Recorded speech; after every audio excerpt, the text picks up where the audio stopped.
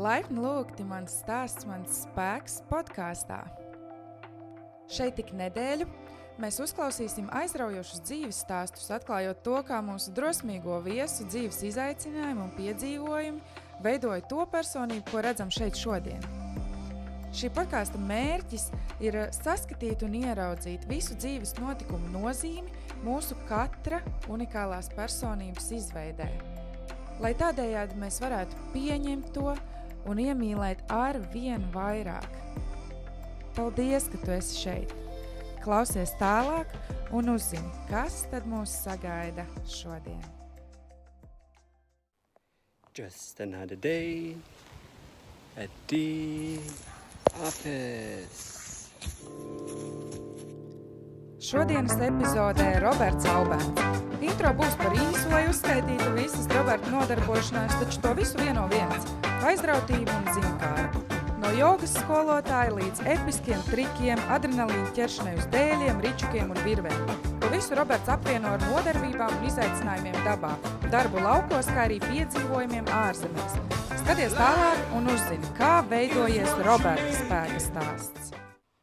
Just another day at the office. Yeah! 3, 2, 1. Nu ko, prieks redzēt jūs un prieks redzēt tevi, Robert, mūsu pirmajā epizodē. Prieks šeit būt pirmajā epizodē. Apsveicu. Jā, negalvoju, ka šī būs pati pirmā epizode, bet šis ir patiesībā pirmais ieraksts. Atbildība. Nē, viss kārtībā. Es ticu, ka tev šis būs iedvesmojoši, tas būs iedvesmojoši mums un iedvesmojoši man. Tas, ko vēlos teikt, man bija kāds foršs cilvēciņš, kas man uzrakstīja un pieteica tevi kā ļoti iedvesmojošu personību, kuras stāsts ir jādzird šajās sarunu sērijās. Ok, tas ir skaisti. Prieks dzirdēt. Skaisti, vai ne? Jā. Brīnišķīgi. Tad laikam dara kaut ko interesantu. Laikam gan. Nu, Robert, tas, ko es par tevi varu pateikt, ko es esmu atradis sociālos mēdījos.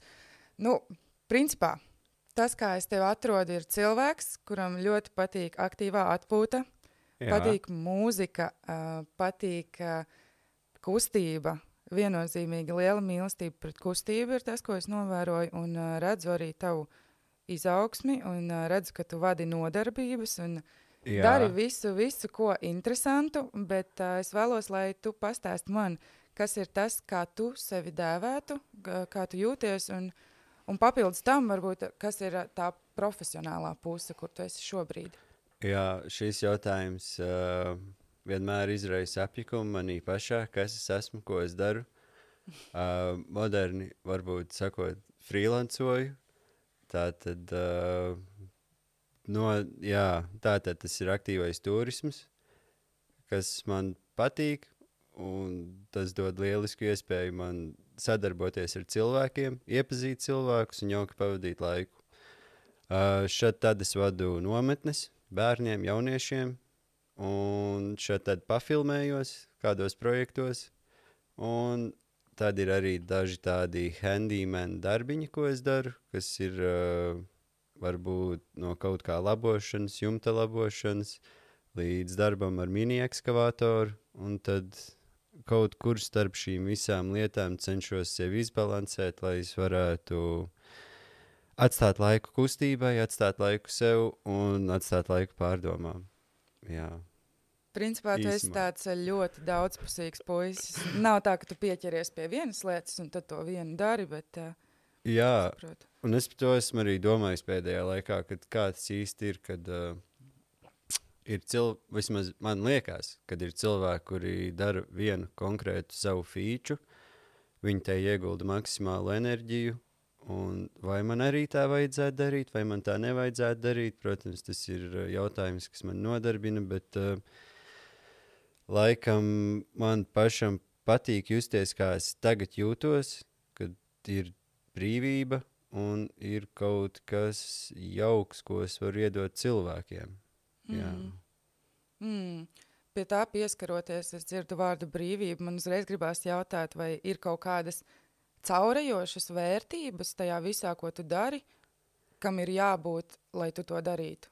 Jā, noteikti tas ir stāsts, kā es vispār nonācu līdz tam, ko es daru. Līdz tam mēs vēl tiksim. Līdz tam mēs vēl tiksim. Bet jā, tā tad noteikti man ir nepieciešams laiks, lai es varētu veltīt laiku savam ķermenim, lai es to varētu izkustināt, lai es varētu nedaudz nodarbināt prātu, padomāt par to, ko es daru un kāpēc es daru. Un jā, kaut kā tā. Laikam. Svarīgi tā kā sajust sevi. Svarīgi arī. sajust sevi procesā, jā. Jā. Nu, ok. Līdz tam mēs vēl nonāksim, varbūt sapratīsim vēl kaut ko, Jā. ko līdz galam vēl nevar pateikt vienkārši konkrētos vārdos, vai ne? Iznāks ārā, iznāks. Nu, man tā doma ir, ka mēs varētu virzīties šajās sarunās cauri tā kā dzīvei, ja tu tam piekrīti tā nedaudz ejot no bērnības, un tad lēnām nonāksim līdz tam, kur tu esi šobrīd, un tad jau noteikti sarunas laikā atklāsies, kas ir tavs spēks un kas ir tavs stāsts. Kas ir tas, kas ir noticis šajā stāsta laikā, lai tas kļūtu par spēku un lai būtu kāds cilvēks, kā cilvēciņš, kas man pačukstēja, kad tavs stāsts ir jādzird vēl. Ok, jā, noteikti, kad būs interesanti arī man pašam iziet cauri visām šīm atmiņām un pašam nedaudz vairāk saprast, kas tad man īsti veido, kādas ir pamatvērtības. Un tad es domāju, sāksim uzreiz no bērnības. Jā. Pastāsti man un pastāsti tiem, kas mūs klausās, kas ir tas, no kurienes tu nāc un kāda bija tava bērnība. Nu tā, iezīmējot aptuveni līdz 5 gadu vecumam, ja tu tā skaties, kur tu uzaugi, kas tev bija apkārt. Ok, tātad es vispār nāku no maza ciematiņa, kuru sauc Grunzāle. Uzaugu es lielākoties kopā ar saviem brāļiem, māsām, varētu teikt, jā, māsām, kas mani audzināja. Un apkaimē bija viens draugs, ar kuru, man liekas, mēs līdz tiem 5 gadiem kaut ko kopā darījām. Pirmie kaut kāda velo braukšana ar 3-riteni un tādas jautrības. Jo es nesen tieši aizdomājos par to tēmu, par savu bērnību, par to, cik daudz laiks varbūt pavadīts ar vecākiem vai nav. Un tad, nu jā, es domāju, ka tas ir daudziem cilvēkiem stāsts, ka vecāki aizņemti pa darbiem un nav īsti laika pievērsties, un tad tur viens pats kaut ko darījies riņķī savā prāta pasaulē, centies izprast, ko tad īsti vajadzētu darīt, kā darīt, un jā, cik plaša perspektīva tev ir pavērta. Bet tā runājot, tad līdz tiem 5 gadiem varbūt tā perspektīva nebija super liela, super daudz, kas redzēts, bet tik un tā bija ļoti jauki. Un ar ko nodarbojās tava mamma vai tētis? Saprotu, mamma un tētis Jā. Tajā laikā mamma bija audzinātāja internāta pamatskolā. Tētis bija tālbraucējs, bet tas nebija mans īstais tētis. Mans īstais tētis aizgāja nedaudz ātrāk no pasaules, kad līdz 5 gadiem viņš bija. Es patiesībā nezinu precīzi, kurā laikā viņš aizgāja, bet apmēram tajā laikā tas arī varētu būt noticis. Bet ar savu audžu tēti kopā es dzīvoju jau kopš 1 gada vecuma, tā kā principā, jā, viss laiks, kas tika pavadīts kopā, tas vairāk bija ar viņu. Un tad ar īsto tēti šeit tad sanāca pabūt kopā. Viņam varbūt nedaudz vairāk patika iedzert īstiem tētim, un tad kaut kā viņiem tur nesaskanēja vērtības ar mammu, un tad, jā, tad es tādā nedaudz muģeklītī augu un attīstījos. Es saprotu, tu neesi baigi domājis par to pieredzi tieši. Jā, es patiesībā pirms 2 nedēļām tieši par to pirmoreiz aizdomājos tā dziļāk, bet tas bija uz kaut kādām 5 minūtēm, un tad es tikai pierakstīju kladē, kad ok, vecī, tev par šito ir bišķiņ jāpadomā, lai tu saprastu, kas tur bija. Tā kā jā, tā vēl tāda man pašam varbūt tēma, kur vajadzētu bišķiņ papētīt. Nākamajam podkāstam. Jā, bērnības atmiņas. Ok. Mācījies, saprotu, Grunzālē, ja? Grunzāles pamatskolā. Un tu pieminēji, ka tev ir māsas? Viņas nav manas īstās māsas. Tas tētis, īstais tētis, tās ir viņa māsas, bet viņa māsas, viņa māsas, jā, viņām vecāki nomira, kad viņām bija 14, 16 gadi, un tajā laikā mana mamma paņēma viņas tā kā pie sevis dzīvot, un tad mēs bijām tādā lielāka saimīte.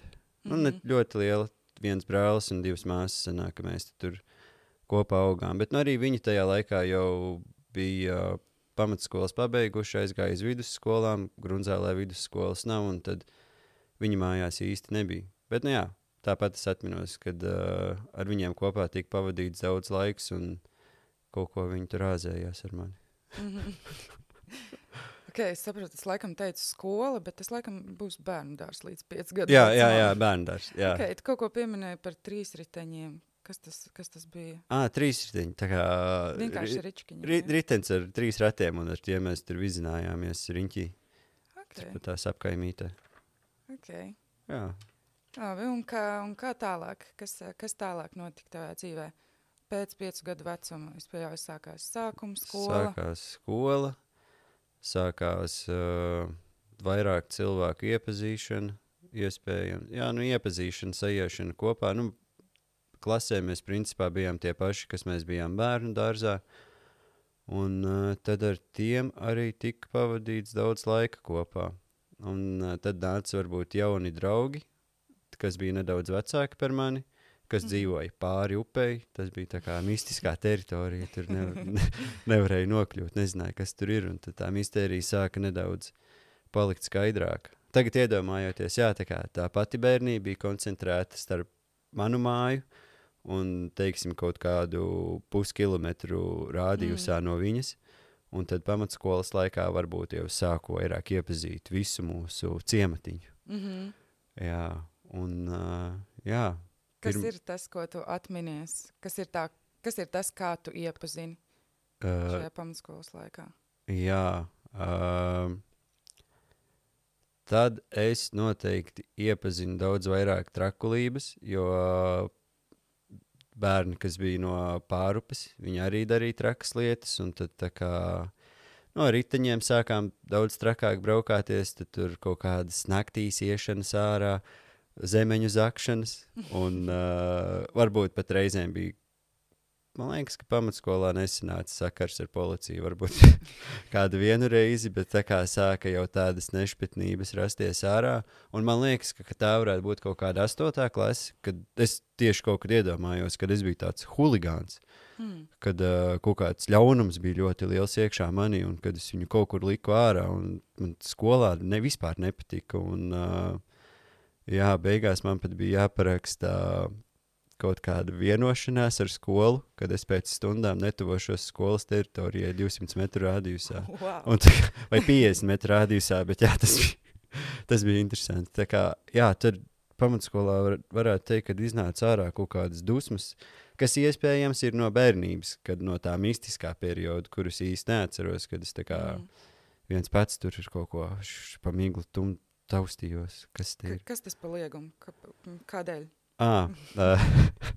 Mums skolā dzīvoja internāta bērni, un mēs gājām uz skolu darīt kaut kādas lietas, steigāt pa skolas jumtu, bet es atceros, tas pats pēdējais piliens bija par to, ka bija 1. aprīlis, bija nakts pirms 1. aprīļa, un mēs gribējām izspēlēt kaut kādu joku, protams, un tieši skolā bija makulatūras nodošanas akcija, bet visa makulatūra bija brīvi pieejama. Tad mēs aizgājām uz turieni, skatījāmies, kas pa žurnāliem ir, atradām pieaugušo žurnālus un salīmējām skolai uz logiem.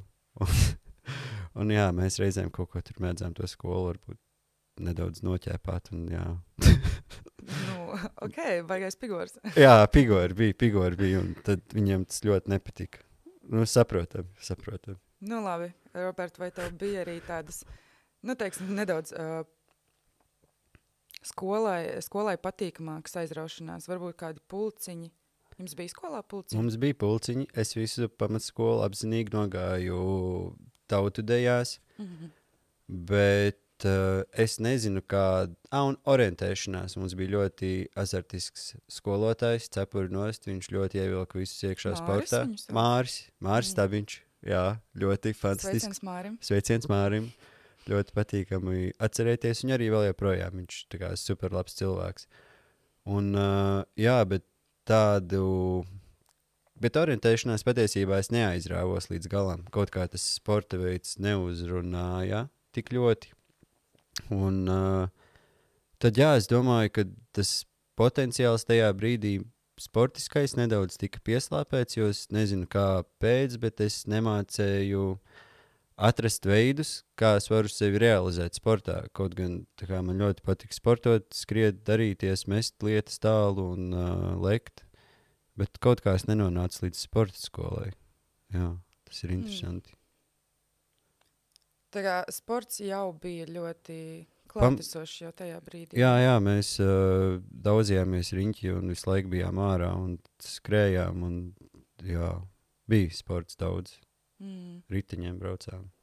Kas ir tas, ko tu atceries, kas tev visvairāk patika no tām sporta aktivitātēm pamatskolā? Man patika sprintot un bumbiņu mešana. Jā, tas bija mans tā kā.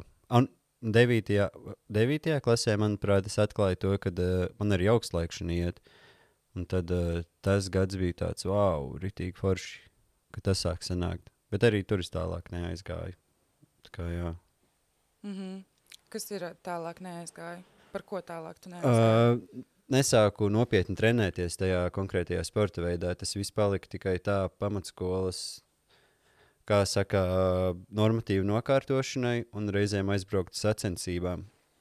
Kaut kā nebija izkopta man tā domāšana un saprašana par to, ka tu vari uzlabot savu sportisko sniegumu, ja tu tajā ieguldi laiku. Es tā kā to nesapratu. Man vienkārši likās, vai nu tu māki, vai nu tu nemāki.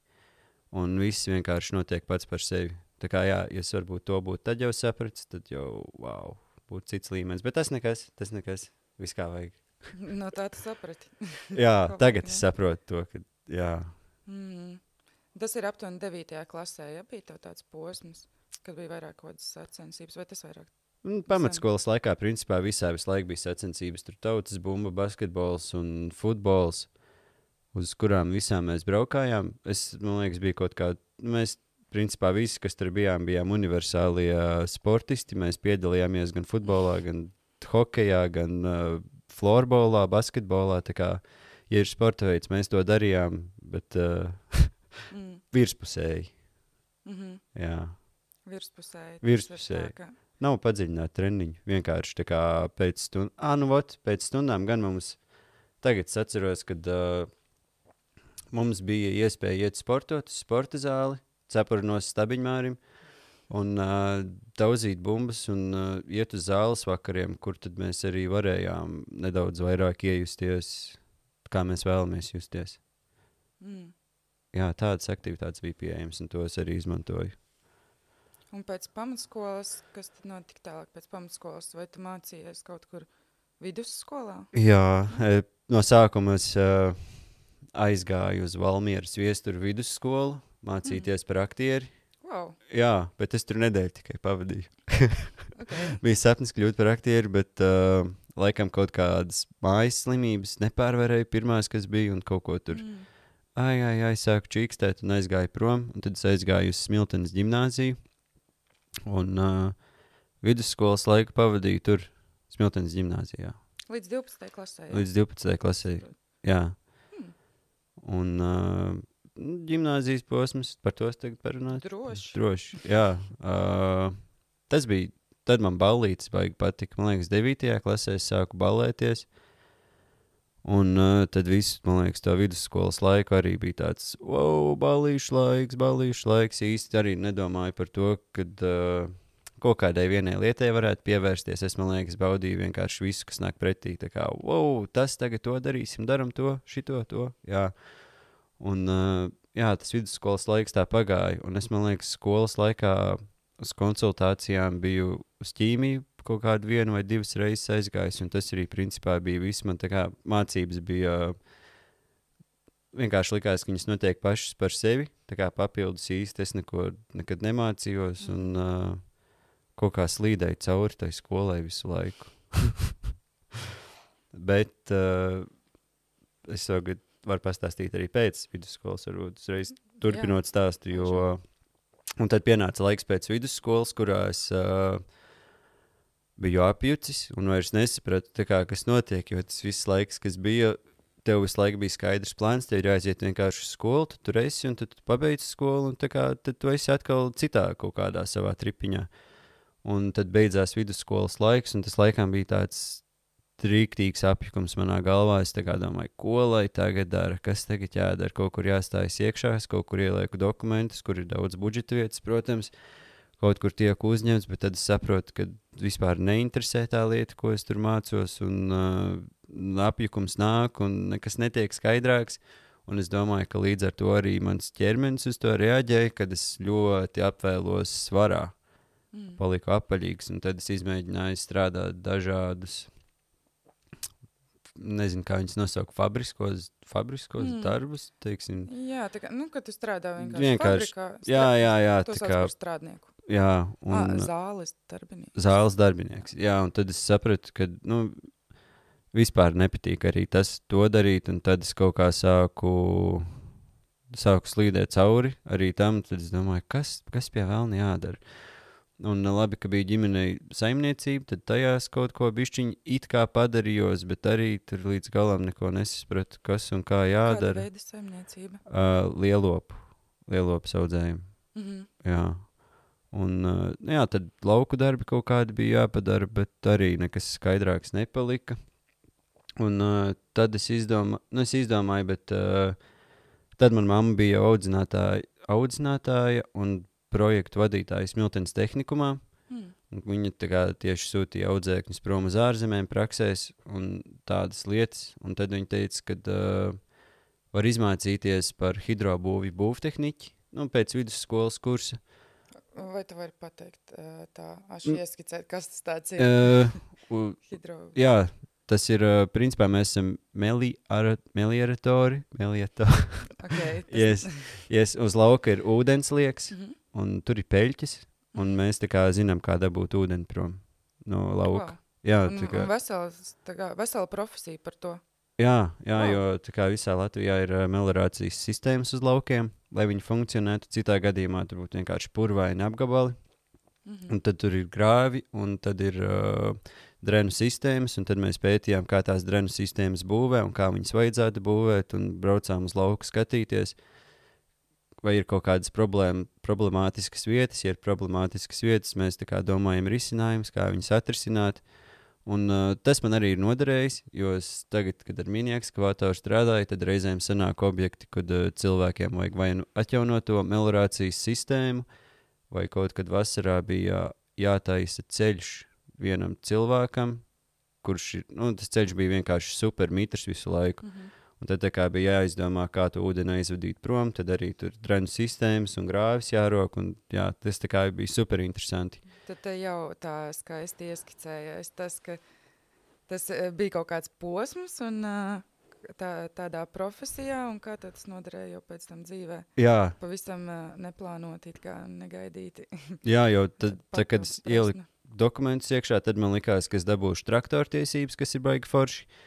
Jo man likās, tas varētu pavērt profesijas, jo man kaut kā interesēja doma, ka kaut kādām lielajām tehnikām strādāt, tas ir tik iespaidīgi. Un, un arī tai lauksaimniecībai, kas ir mājās, tur vajadzēja dabūt tiesības, un tur tu vari dabūt tiesības par brīvu, plus budžetu, tas bija budžets, stipendiju maksā.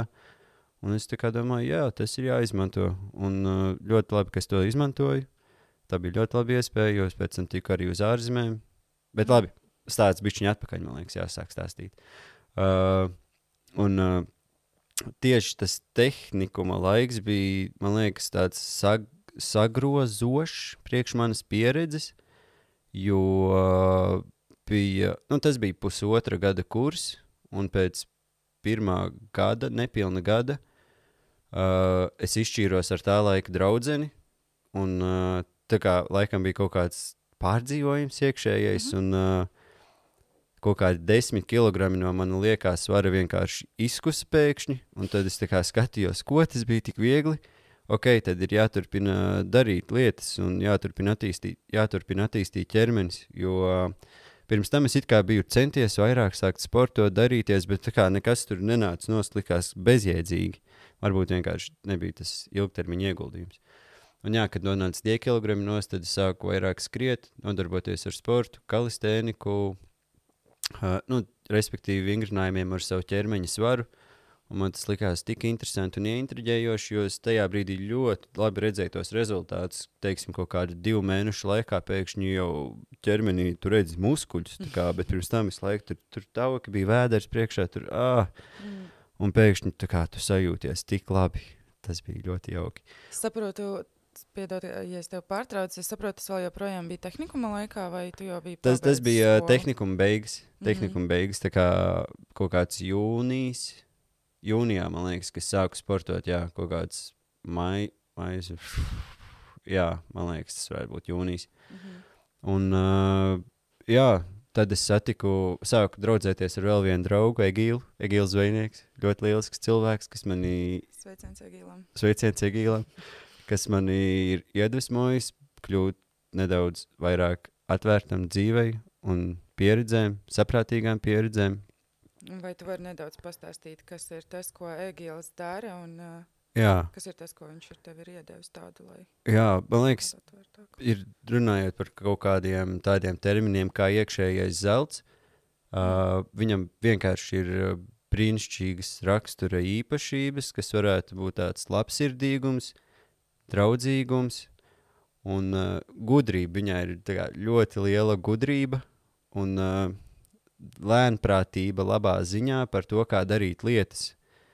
Nevis sasteigt tur visus lēmumus, ko tu gribi darīt, bet viņš vienmēr pārdomāja, vienmēr izdomāja, vai tad, kad ar viņu runāju, es iespējams ievēroju to, ka viņš varbūt nevis atbild kā ierasts tur uzreiz uz sitiena, bet tā kā apdomā to atbildi un tad tā kā izstāst, un tad jau veidojas tāda lielāka diskusija par tēmām, par kurām mēs runājam. Un jā, viņš tajā laikā, man liekas, viņš jau nodarbojās ar žonglēšanu, bet tas vēl bija tikai tāds hobija līmenis. Tagad jau viņš ir profesionāls žonglētājs. Tā kā, ja jums vajag žonglētāju, sazināties ar Egīlu. Un, jā, tad viņš piedāvāja braukt uz Franciju, uz vīnogu lasīšanu, kas bija tāds, ko to var darīt, un tā kā rekur tev ir sakara un vienkārši jāizbrauc. Un, bet tas bija laiks, kad man arī skolā bija sākusies prakse. Bet tur viss kaut kā tajā laikā tik perfekti sagriezās, kad es tā kā sajūtu kaut kādu savu pirmo iekšējo spēku, kad es varu izdarīt lietas. Man liekas, tas nāca tieši caur to sportošanu, kad tā kā tas kaut kādu enerģiju manī atmodināju. Un, iepazīstināja ar to sajūtu, ka, ja dara, tad... Tad sanāk. Jā, laikam. Kaut kas tam līdzīgs. Un, jā, tad es tā kā praksē, un arī, labi, tehnikums bija pirmā vieta, kuras pirmo reizi sajūtu to, kad, wow, es tomēr esmu gudrs. Jo tur mēs mācījāmies tikai par profesiju, un kaut kā mistiski man šī profesija tomēr beigās uzrunāja, jo tas bija tāds kaut kas interesants. Tur vajadzēja loģiski domāt, kā ko izdarīt, tur visu laiku skaitļi jāliek kopā, tā matemātika bija tik interesanta un praktiski redzama, un pēkšņi tā kā priekšņi to sāk ļoti labi, viss tur sanāk, likās, ko tas ir iespējams. Un tad tā sportošana, un tad, kad es aizgāju praksē, man jau, es biju, varētu teikt tāds kā savas mazās brigādītes vadītājs, es un ekskavatorists, reizēm varbūt vēl kāds strādnieks, bet tā kā, jā, tur iedod tev to tehnisko projektu, tu viņā skaties, kā vajadzētu būt caurtekām, kur ir ietekas, kur iztekas, un tur viss jāsaliek pēc augstumiem, kā tur ir paredzēts, un tas bija tāds. Jā, es sapratu, ka es varu darīt lietas un ka es tā kā varu uzņemties atbildību par tādām lietām. Un tad es domāju, bet kā es tagad varēšu aizbraukt uz to Franciju? Un tad es tā kā sarunāju ar to prakses vadītāju, kad viņš man palaidīs uz to nedēļu. Un jā, tad es aizbraucu uz Franciju, dabūju tādu kulturālo ieskatu pasaulē. Pirms tam es biju bijis ar mammu kaut kur paceļot, bet tas vienmēr bijis tā, kad... arī bezapziņā vienkārši pasaka, brauksim, tu aizbrauc, un tā kā tev nekas nav jādomā, nekas nav jādara, vienkārši tur esi. Un tad tajās vīnogās tur satiek cilvēkus pilnīgi savādākus, no citām pilnīgi savādākus, no citām valstīm, citām kultūrām nākušas, bet beigās jūs tur visi esat kopā tādā vienā lielā vīnogu lasīšanas ballītē, un kas jau iedod tādu, wow, pasaulē notiek lietas, un es viņās varu iesaistīties. Un jā, tad es atbraucu atpakaļ no tās prakses un no vīnogu lasīšanas. Un prakses laikā uz beigām sāku saprast, kad ir bišku bezjēdzīgi man tur būt. jo man tur iedod darbu, kas man ir jāizdara dienas laikā, bet es viņu izdaru reāli pusdienā. Bet tad man vienkārši ir jābūt tur uz vietas, jo tā kā stundas skaitās, man tas likās tik neloģiski. Tad es domāju, bet šo laiku varēju veltīt vienkārši treniņiem. Un tad es sāku saprast, ka treniņiem ir jāpaliek par lielāku prioritāti dzīvē nekā varbūt visam pārējam. Tajā brīdī es domāju, jo es beidzot biju ieguvis ķermeni, kurā es jūtos brīvs, es varu kustēties, un es tā kā priecīgs palieku no kustības. Tu saprati, ka ķermenis ir tava prioritāte, tāpēc, ka tas tev deva prieku. Jā, tas man deva prieku un tā kā pašpārliecinātība arī kaut kādām varbūt citām lietām. Un tad pēc tehnikuma es tiku 2 fantastiskās praksēs. Viena bija Portugālē, tur es biju bārmenis, it kā nesaistīta ar profesiju, bet sanāca tikt. Tas bija ļoti interesanti, un tur es ieguvu atkal tādu saskarsmes prasmi, jo tur neizbēgami tev visu laiku jārunā ar cilvēkiem un jāveido komunikācija, un kas man likās arī super fantastiski, jo kaut kādu vidusskolas laiku es it kā varēju novadīt pasākumus, bet es nekad tā kā nejūtu to jaudu iekšā sevi, un kaut kad patiesībā es jau pamatskolas laikā, vidusskolas laikā biju aizdomājies par to, kas gribētu būt aktīvā turisma pasākuma vadītājs, jo kaut kur es biju redzējis tos džekus, kad viņi ir tik stilīgi, viņi tur pa virvēm staigā, un viņi, kad vada instruktāžas, viņi tā kā piedurās. Kas ir tie džeki, kurus tu redzēji?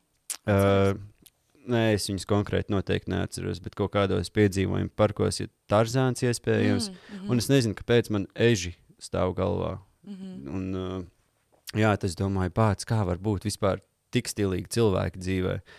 Un laikam tas tomēr bija atstājis kaut kādu iespaidu. Un Portugālē tad vēl sāku komunicēt ar vairāk cilvēkiem. Tur tā kā pa vakariem pats staigāju ārā, satiku tur ielu māksliniekus, ar tiem runājos un kas un kā.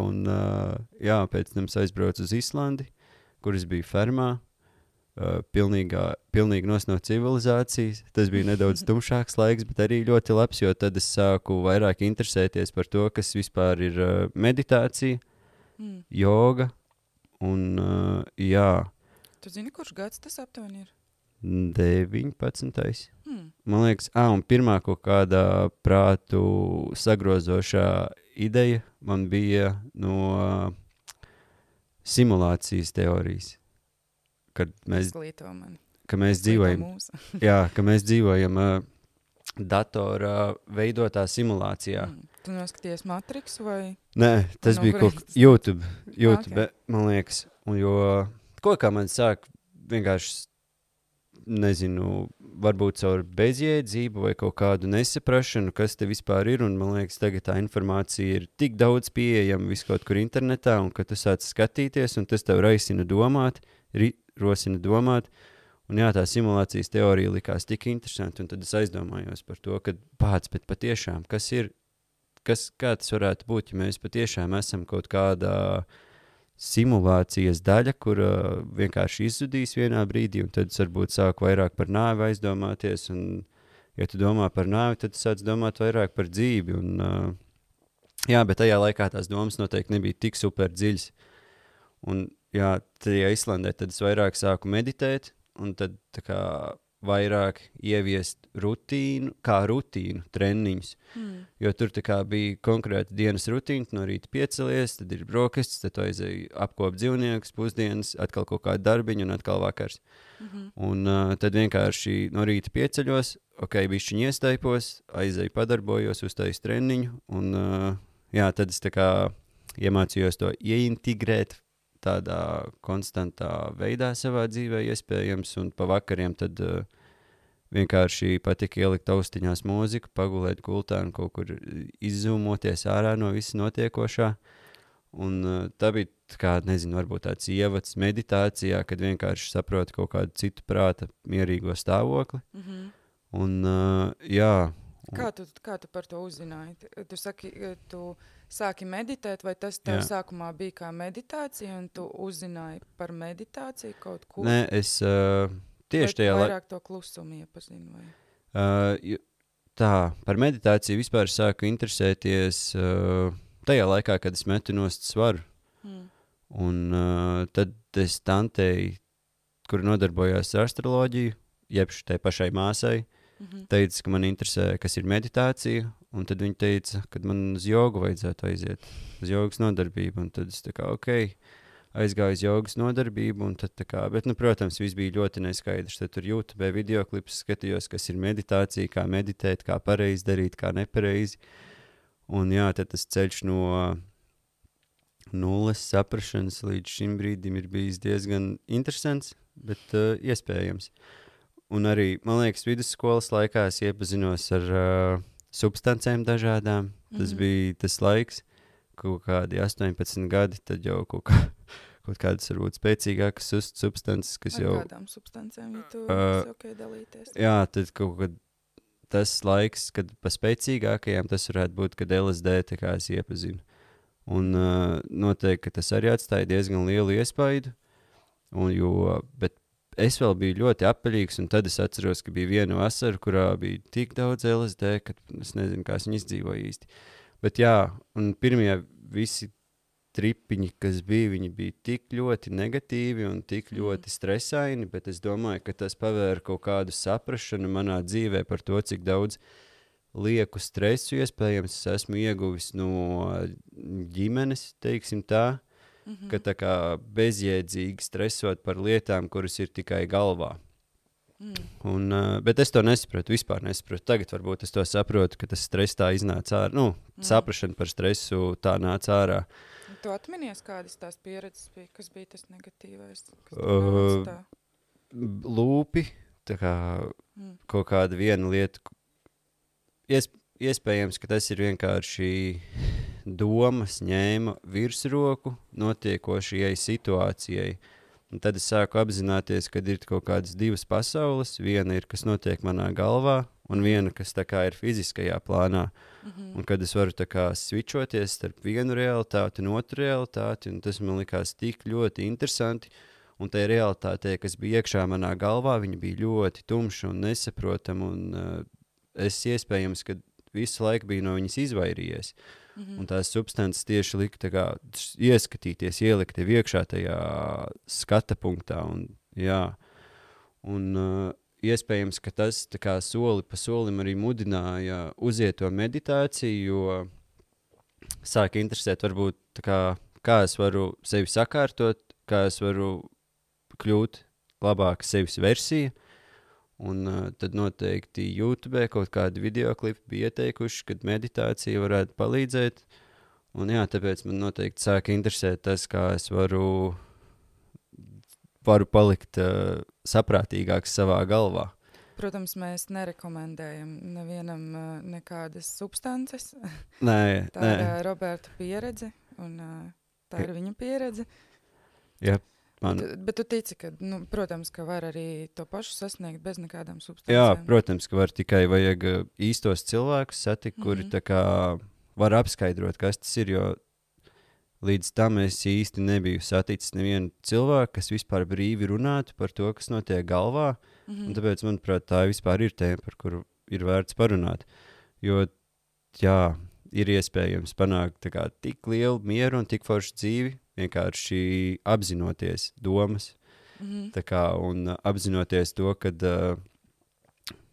tā realitāte galvā nav vienīgā realitāte, bet tā kā tajā galvā tu vari iztēloties jebko, kas tu vēlētos būt, un tad atliek tikai darīt darbības, lai tu tas vēlētos būt, nevis viņus apslēpt visu laiku, tā kā tu galvā domā, jā, es tur šitāds esmu, es tur tāds esmu, es tur tāds gribētu būt, bet reālajā fiziskajā dzīvē tā kā nedarīt darbības, kas tevi tur noved, un tad es domāju, ka veidojas ļoti liels tas disbalans, un tas arī ievieš to kaut kādu nepatīkamo sajūtu. Respektīvi sanāk, ka tad, kad tu iepazīsti to, kas ir tavā galvā, tad tu vairāk vari to pielīdzināt realitātei. Jā, tad tu vari sākt izprast to, kad tu varbūt varētu teikt, ka tu iemācies domāt, izmantot savu galvu, domas. Varbūt izmantot ne, bet tā kā izmantot viņas tādā draudzīgā veidā, lai sadraudzētos pats ar sevi un veidotu to vidi sev apkārt draudzīgu. Ja tas skan loģiski. Nu, cerams. Cerams. Jā. Es domāju, noteikti klausītājs sapratīs. Cerams. Ja kas uzrakstiet, es varu paskaidrot. Jā, Roberta, meditācija. Meditācija, Roberta. Meditācija, Roberta.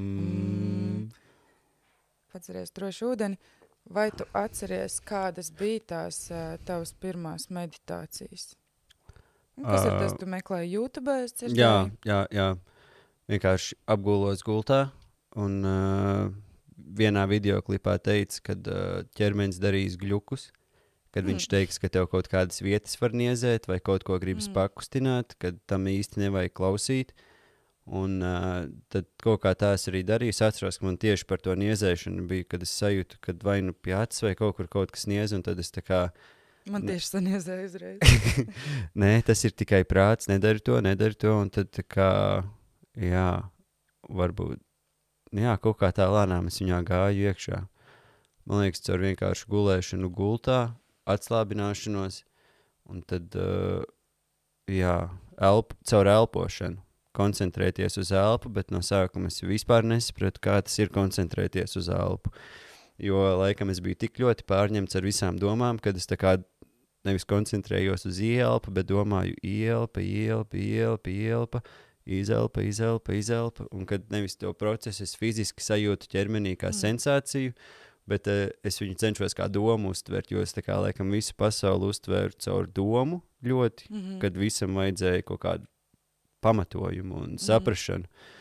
Un jā, tad caur to meditāciju es iemācījos, laikam, palaist to vaļā kaut kā soli pa solītim, un tad varbūt arī sākt saprast to atšķirību starp prātu un realitāti. Varbūt jā, ka tieši tas vairāk iedeva to saprašanu, nevis tieši tās substances. Substances tā kā iedeva šoku, ļoti lielu šoku, tā būtu drīzāk teikt. Un tad caur meditāciju to šoku es varēju sākt saprast. Meditācija un filozofija. Jā. Tā tad mums bija neliela tehniskā pauzīte. Un mēs palikām pie meditācijas. Jā, Roberta, tu minēji par to, ka jā, šīs te substanču pieredzes atstāja kaut kādu nospiedumu, kas lika pievērsties nedaudz vairāk meditācijai, saprotu. Jā. Un šajā posmā tu biji vēl joprojām Islandē. Strādāji fermā. Ja? Jā. Es gribēju uzzināt vairāk, kas izņemot to substanču pieredzi. Es saprotu, tas bija kaut kāds faktors, bet iepriekš tu minēji arī to, ka šajā posmā bija tāda diezgan negatīvas sajūtas, kaut kāda savā ziņā tā kā, kad tu biji tāds izolēts no sabiedrības, atradies kaut kādā nekurienē. Un kas no šī visa apkārt un visa tā notiekošā, es ticu, ka noteikti tur bija kaut kas klātesošs, kas lika pievērsties meditācijai. Saprotu, kā tā doma jau bija iepriekš, bet tieši šajā brīdī sanāca vairāk to sākt praktizēt. Aptuveni, jā. Tā kā tas bija tāds attīstošs process, kas attīstījās kā meditācija. Un pirms tam es varbūt biju pieradis, kad visu laiku apkārt ir cilvēki, ir draugi un ir kaut kas, kur domas bišķiņ novērst. Bet tajā laikā īsti nebija, kur domas novērst. Protams, tāpat bija kaut kāda saziņa ar visiem, bet lielākoties biju pats ar sevi un savām domām. Un tad varbūt sāku nedaudz saprast domu kvalitāti, kāda ir domu kvalitāte un kā viņas varbūt virzīt. Kā nevirzīt. Tu biji pavisam viens tur, vai ar tevi bija vēl kāds? Nē, es dzīvoju kopā ar ģimeni, bet... ar kādu svešu ģimeni, saprot? Ar svešā ģimenē, jā. Un, jā, tas varbūt bija ārpus kaut kāda pierastā, ka tev apkārt ir vismaz kāds cilvēks, ar kuru tu esi ieradis komunicēt, un ar kuru tā kā jau ir viss saprotams pa lielam. Bet tur tā kā... Jā, varbūt kaut kādi atšķirīgie kulturālie skatījumi. Un, jā. iespējams. Paņem bišķīt mikrofonu tuvāk, lai mēs tevi labāk dzirdam. Okay. Kulturālās atšķirības. Jā. Roberts viens pats.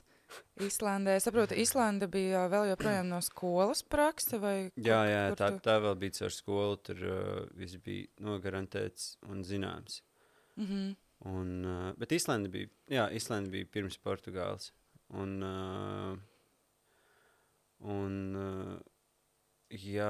Kaut kā es atceros, kad arī mūzika tajā laikā nedaudz vairāk ienāca manā dzīvē. Vispār tas 2019. gads, tā vasara, viņa bija vienkārši wow. Man liekas, tas bija 19. gads.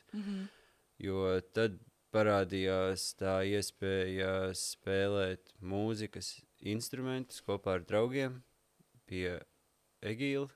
Un tad mēs to arī darījām, izmantojām šo iespēju. Un tad pēc tās Francijas es nopirku pats savu ģitāru ar pastiprinātāju, kas bija tā kā vēl nākamais līmenis. Un tad Islandē es atceros, ka tur arī dabūju ģitāru no tās ģimenes, un tad to trinkšķināju, un tad, vairāk laika kaut kādiem saviem lietām. Un laikam vispār tas 19. gads asociējās ar to, kad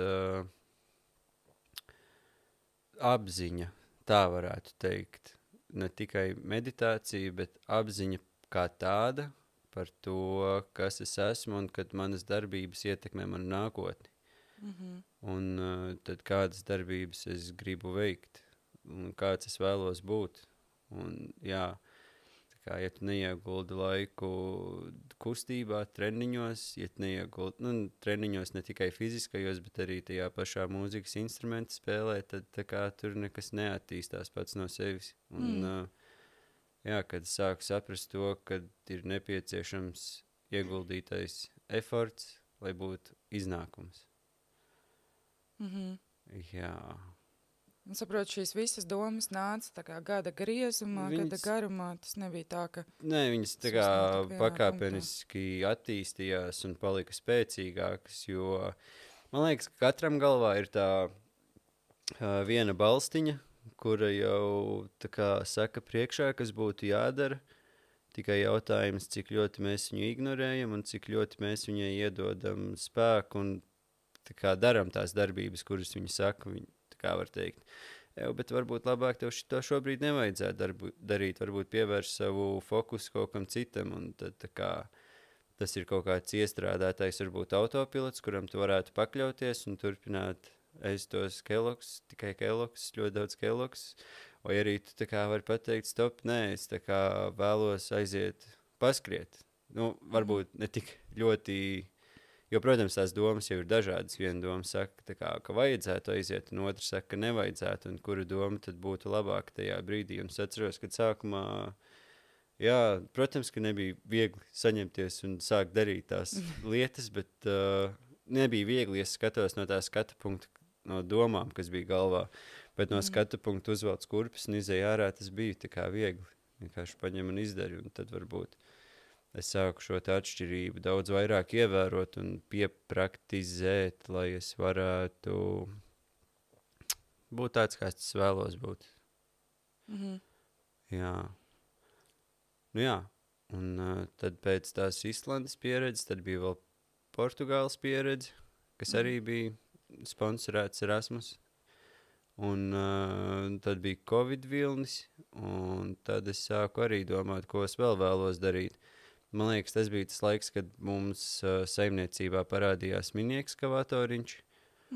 Un tad jau man bija tā doma, bāc būtu tik forši, ja es pats varētu taisīt kaut kādus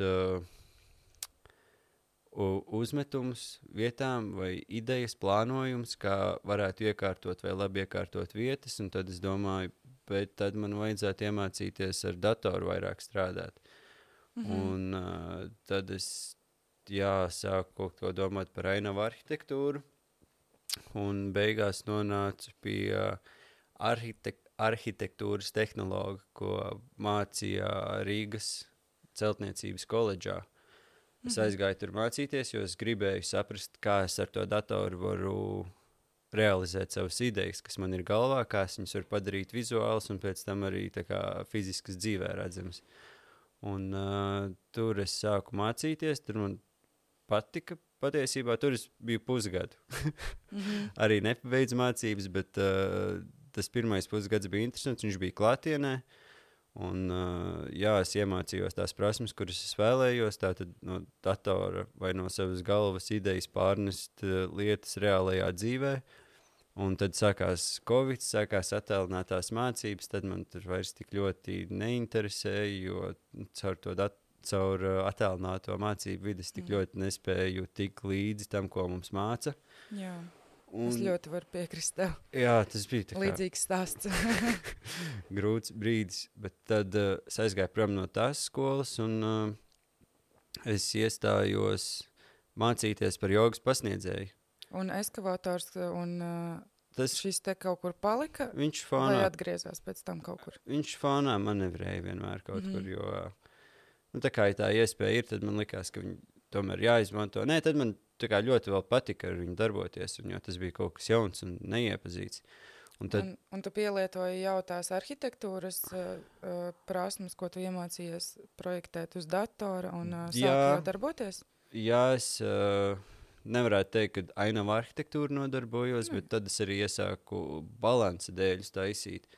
Un, piemēram, lai to balansa dēļu uztaisītu dzīvē, es atradu internetā kādu formu es viņam vēlētos, tad es domāju, kā lai es tās proporcijas smuki salieku un dzīvē realizēju. Tad es iemācījos noskailot šos te balansa dēļu formas, kas bija kaut kur datorā, uz A4 formāta lapām vairākām. Tad es vienkārši izprintēju ārā to dizainu, kādu es vēlos uz vairākām lapām, saliku kopā, un tad es varēju tā kā uztaisīt smuku formu visam, ko es vēlos.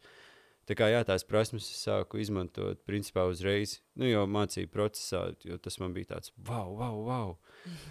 Un jā, un tad es aizgāju mācīties par jogas pasniedzēju, jo tad jau tā joga bija, tas jau 2020.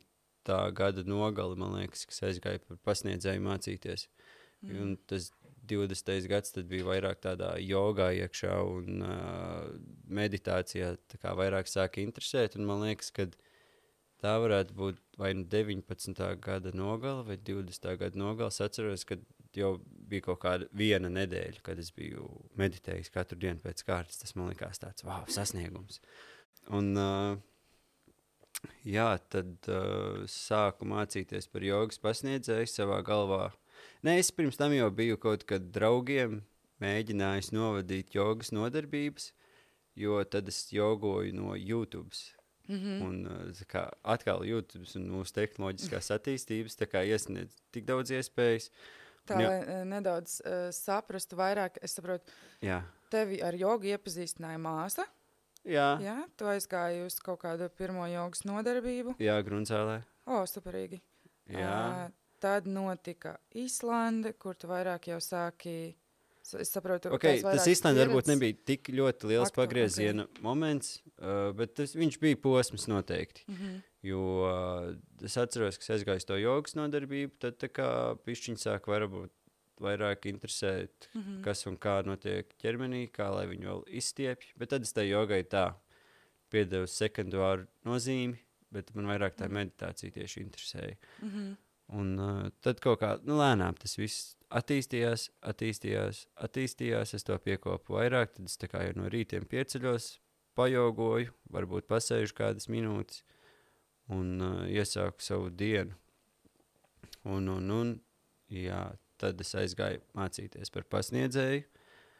Tas gads bija uber jogisks, biju maksimālais jogists, un tā kā pilnīgi visam, kas man šķita liekas, visas substances, pilnīgi tā kā es teicu nē, un biju straight-in joga, un bet tas bija arī tāds maksimālisms, jo tad arī cilvēkiem, kas ar to vai nu nedodarbojās, vai nesaprata mani, kāpēc es tur varu viens pats sēdēt, elpot un meditēt, un tad es viņus savukārt nesapratu un tā kā nosodīju, domāju, ko tu jūs vispār saprotat, pamēģināt dzīvot, kā tas ir pareizi un veselīgi.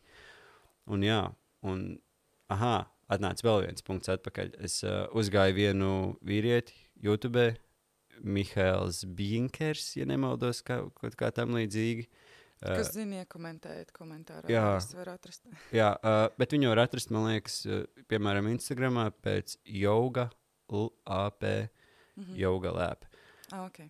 Yes, un viņam bija bezmaksas elpošanas nodarbības, kurās viņš no sākuma kaut ko filozofiski pastāstīja, un tad tur kopā elpojām un pasēdējām mierā.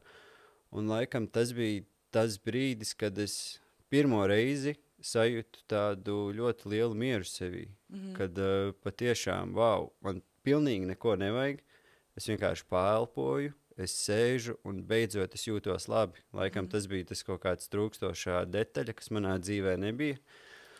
Vai tu vari nedaudz tā, pirms mēs turpinām, ieskicēt to atšķirību, kāda bija pirms tam, kāds bija tas tavs konstantais stāvoklis iepriekš un kāds bija tas, ko tu iepazini to jauno? Un tas konstantais stāvoklis, viņš noteikti vienkārši bija pierasts, tas bija tas pats stress, kas izsitās cauri arī caur tām visām pārējām lietām. Un nedaudz vienmēr kaut kādā trauksmē par apkārt notiekošo, par to, kas kaut ko nedara pietiekoši labi, vai kaut kas, lai es censtos visu laiku kādam izpatikt, kaut vai ģimenē, vai apkārtnē, kad man visu laiku ir jābūt kaut kādam vai tādam, un tad es sālpojos, un tā kā beidzot es sajūtu to, ka, viss tā kā ir labi, un kad ir cilvēki, kas arī ir pasaulē, un kuri arī tev saka, tā kā, bet viss taču ir kārtībā, un tad nedaudz varbūt vairāk jūties iederīgs vispār kaut kur.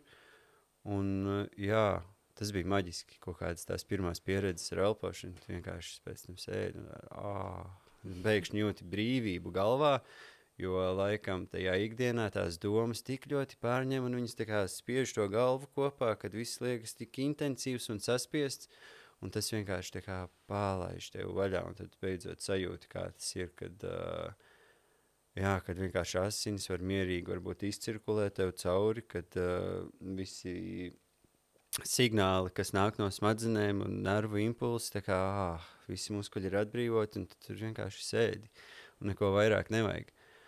Un tas bija vēl lielāks pagrieziena posms kā Islanda, bet, protams, Islanda līdz tam noveda. Man liekas, tas bija tieši pēc Islandas, kad es viņu atradu to džeku.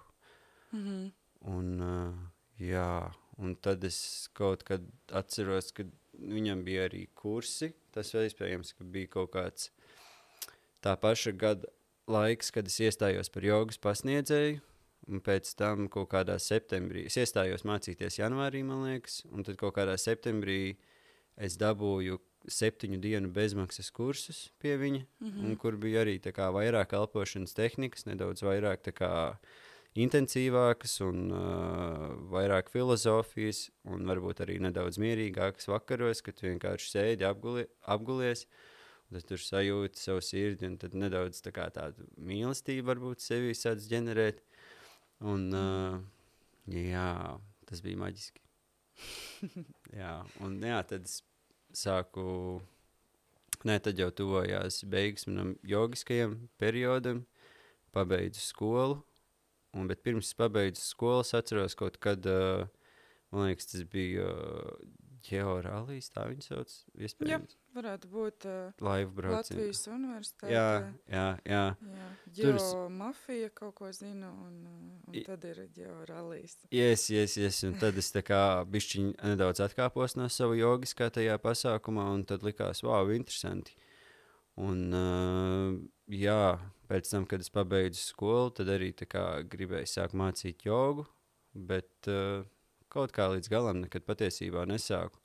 Un beigās sanāca, ka tā visa skolas pieredze bija nevis priekš tā, lai es varētu nevis lai es varētu sākt mācīt, kā es biju iedomājies, bet drīzāk, lai es pats savu praksi padziļinātu un paplašinātu, jo tur bija ļoti daudz filozofijas iekšā, tā kā, kas bija ļoti negaidīti, jo es biju iedomājies, kad mēs mācīsimies, kā vienkārši izveidot nodarbību, kādas pozas, pēc kuras jāliek, un beigās tas bija tāds iekšējais ceļojums ļoti liels, lai saprastu, kas notiek. caurījot šo, vai tu piekrīti tam, ka mēs varam dot pasaulē caur savu pieredzi, nevis caur informāciju, ko mēs vienkārši uztveram Un nododam izlasam. tālāk. Un Jā, tālāk. noteikti. Man liekas, ka viss, ko mēs dodam, ir jābūt paša pieredzētam. Jo tikai tad tu spēj iedot tādu patiesu skatījumu, un, protams, tam pieredzētajam ir kaut kā jāizanalizējot, jāiziet cauri, lai tu saprastu, kas konkrēti notika un kāpēc tas tā notika. Un, kad tu pats sāc analizēt savas darbības, tad tu varbūt arī vieglāk var iejusties otra ādā, un tad tu varbūt negluži dot padomus, bet tu vari dalīties savā pieredzē, un viņš no tās var kaut ko paņemt, jo tad tā pieredze būs daudz īstāka un uztveramāka, cilvēciskāka. Jo tikai izlasot, tas parasti tā kā iziet cauri. Patiesībā pirms es sāku šo podkāstu, es nedaudz papētīju stāstus un stāstu filozofiju, jo es biju dzirdējusi to, ka cilvēki jau paudžu paudzēs visu laiku informāciju nodot stāstos. Jā. Un uzgāju informāciju internetā par to, ka tieši stāstot stāstus cilvēks uztver informāciju 22 reizes, manuprāt, labāk nekā vienkārši kaut kur noskatoties vai dzirdot, bet tieši dzirdot pieredzes stāstus. Jā, jo tas, man liekas, kaut kas tuvāks, taustāmāks, un tu uzreiz jūti to, man liekas, enerģiju, kuru tu sniedz tajā stāstā, tā kā, Tas saslēdzās ar kaut kādām vairāk tādu cilvēcīgumu, saslēdzās ar kaut kādām emocijām un sajūtām, un līdz ar to tā informācija vieglāk paliek tev iekšā, un tu rezonē ar to, kas tev ir nepieciešams. Jā. Un par to arī šis podcasts. Jā. Un par to arī tavs stāsts. Tas ir ļoti šajā pasaulē.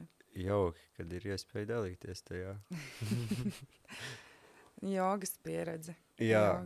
Jogas pieredze. Un tad pēc tās jogas pieredzes, kad es biju pabeidzis savus pasniedzēju kursus, kaut kā lēnām tas jogas plāns varbūt palika ne otrajā plānā, bet sāku saprast, kad vajag pieslēgties arī fiziski notiekošiem un apkārt, kad nevar tikai meditēt, jogot un tā dzīvot, kad kaut kā vajag arī realizēties šeit notiekošajā. Un jā. Ja tā godīgi, kas ir tas, kas tev lika tā domāt? Kad vajag realizēties arī šeit. Es domāju, ka gan finansiālie apstākļi, gan tas, ka es tomēr dzīvoju sabiedrībā, un ja es dzīvoju sabiedrībā, tad ir kaut kas tomēr, kas viņai ir arī jādara, un jā, kad nevar gluži pilnībā no viņas izolēties, ja vien tu neaizēji ļoti lielā jogiskajā ceļā, kas laikam vēl nav priekš manis, un man arī laikam prasījās piedzīvot vairāk emociju un pieredzi, jo esot savā jogiskajā burbulī, tur jau viņš beigās paliek tāds kā komforta zona, un arī esot jogiskajā laikā es patiesībā ļoti maz pievērsos mūzikai, ļoti maz pievērsos kaut kādam actionam dzīvē, kas pirms tam bija downhills, piemēram, un jā, un kaut kāda cita veida emocijām, ja? Kaut ko nedaudz reālāku, taustāmāku gribējās. Joga iedeva tādu tukšumu un mieru, tā es saprotu. Ļoti lielu mieru, bet tas bija ļoti vajadzīga pieredze, lai es kaut kur dziļi sevī to visu akumulētu un lai es varētu turpināt varbūt to līdzīgu dzīvesveidu, kāds bija pirms jogas, jo, tad es jau, tas bija tas laiks, kad es iepazinos ar to, kad es sapratu, ka, es varu veidot ainavas ar to mini-ekskavātoru, kad uz datoru var taisīt, bet jogas periodā viss tā kā jo es atceros, ka es mācījos pie jogas pasniedzēju, man bija kaut kādā haltūra ar ekskavātoru, un tad es vienkārši nevarēju tur nosēdēt. Es domāju, kāpēc es to daru, es vienkārši varēju sēdēt savā jogas feature un neko šādu nedarīt. Man tas nav vajadzīgs, tā kā nevajag. Bet kaut kā tad lēnām man sāka iepatikties atkal vīru darbi ik pa laikam. Kaut kas tur fizisks jāpadara, jāpazāģē, jāpanēsā kaut kādi smagumi, tur jāpalabo, jāpaštuko. Un un kaut kā atnāca tā apziņa, ka man tās features patīk darīt.